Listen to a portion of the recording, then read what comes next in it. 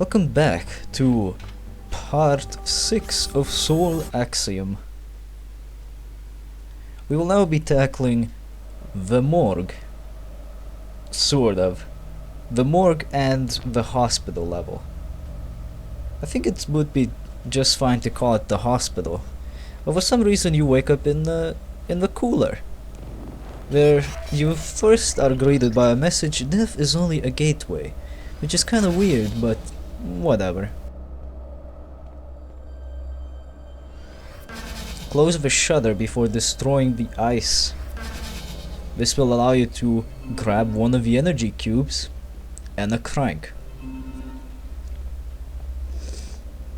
There's also another one in this room here at the table.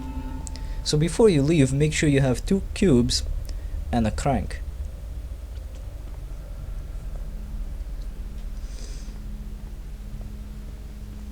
The crank is needed to get the 3rd energy cube by electrocuting a dead corpse. How odd. But with the cubes, you simply insert them into the furnaces to unlock them, and then set them on fire with a Mega Man hand. This will allow you to exit out of the morgue. For some reason, it was locked up with the furnace technology. For what purpose, I don't know. Just roll with it. This is the way to the memory fragment, and this one can be quite annoying to get through. When you first open up the door, you see something standing in the hallway, but you can't quite make out what it is. From the distance it looks like a human figure, and it's slightly creepy actually. If you try to approach it, however, you will get killed. The only way to approach it safely and get behind it is by crawling. Just crouch and stick to the walls. And that's it. You will get to your memory fragment pretty easily. I don't know why it's put here, because you normally wouldn't even think to look here, but the thing that usually gets around to killing you is this owl statue, which you'll see more of fairly soon. In fact, you'll see them now. Except these ones shoot laser beams out of their eyes for some reason. This is part of a puzzle. You need to light up, I believe, 4 of these owl statues in the middle of this area, which will unlock a chest which contains a key. Now, despite it looking like it's a fairly challenging puzzle, it's actually just visual difficulty playing its part once again. Destroy the yellow objects, move the green objects with a telekinetic hand, and phase out blue objects. That's all you have to do in here. One of the easiest puzzles ever, since it requires absolutely no thinking.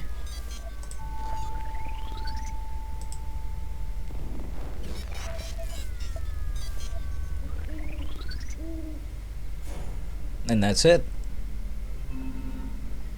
You will receive a blue key. This time the keys are color coded to make sure that you go exactly where the game wants you to go.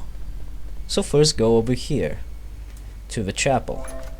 This puzzle is one of those puzzles which is annoying to figure out on your own, because there are no solutions or hints to be found anywhere. At least I have no idea where to find them, so I had to look up one of the few videos that actually has a solution for this, that aren't bad and actually exist. The solution is to set up the windows the way that I am setting them up right now. That guy looks like he's Doomsday or something, I don't know. But anyway, you set them up the way that I am setting them up right now, which will unlock this little box which contains a key.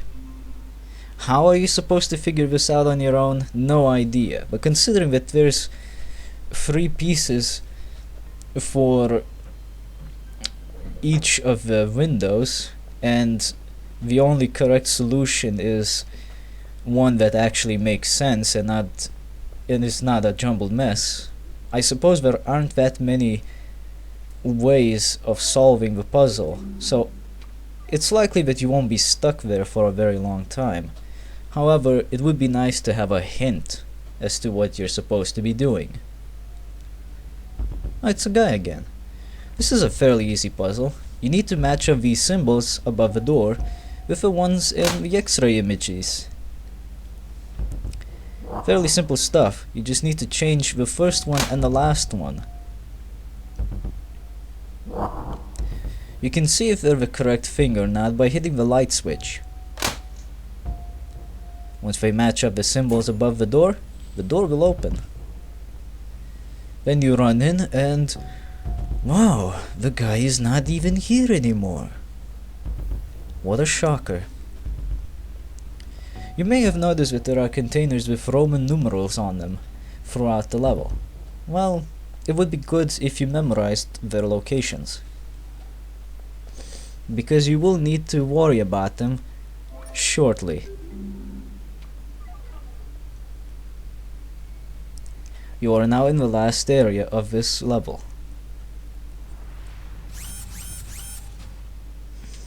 Opening this container will open up all other ones with Roman numerals. They contain these weird crystals. You need to destroy all 6 of them. And this is the first one. You'll know that you destroyed it when you come back to that room and see one of the cables associated with that number sparking. Just go throughout this entire level and find all of the missing containers and destroy the crystals. If you're not sure, once again check the cables. If all cables are sparking, you have destroyed all of the crystals. But now you'll start to see this projection, which shows random numbers at first. Well, not exactly. Wait until the projection restarts, and then see the numbers. These numbers are a code. You will need to activate certain panels in a specific order. I've come to realize that the code does not change. And yes, that tree stump has a number on it. It's number 5. It's kinda hard to notice it. It's one of the numbers that's hard to see. The code here is 125463. Well, once you got your code memorized or written down, just find the correct numbers and activate the panels in the correct order. The order, once again, is 125463.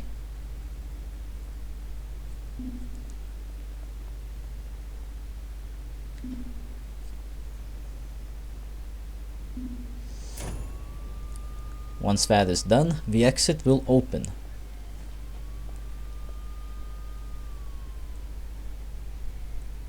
Well, that is just nice.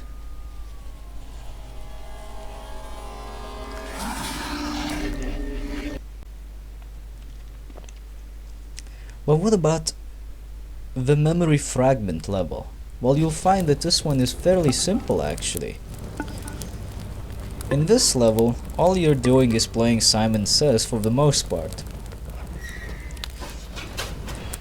Shoot the furnaces that light up in the order that they light up. If you ever played a game of Simon Says, you know exactly what to do here.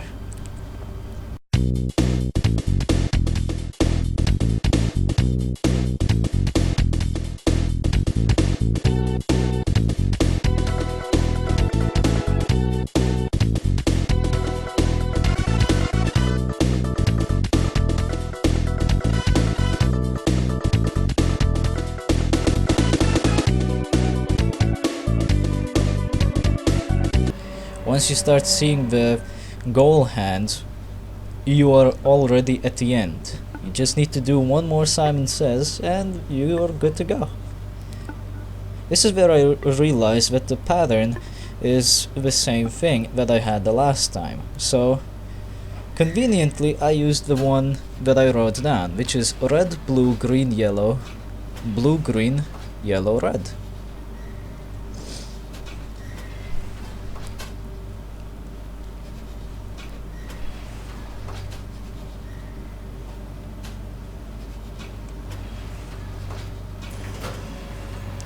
Once that is done, you will now be greeted with, well, all of these things. Now you just need to line everything up properly so that the beam can be shot down to the floor so you can stand inside it. This may take a little bit of effort, but don't worry, it's not as difficult as it may seem. If you see that the beam is going somewhere where it really shouldn't be going, try switching up the pattern. Allow the beam to channel through different crystals to see what happens. I already had it tried, so I didn't need to do anything there.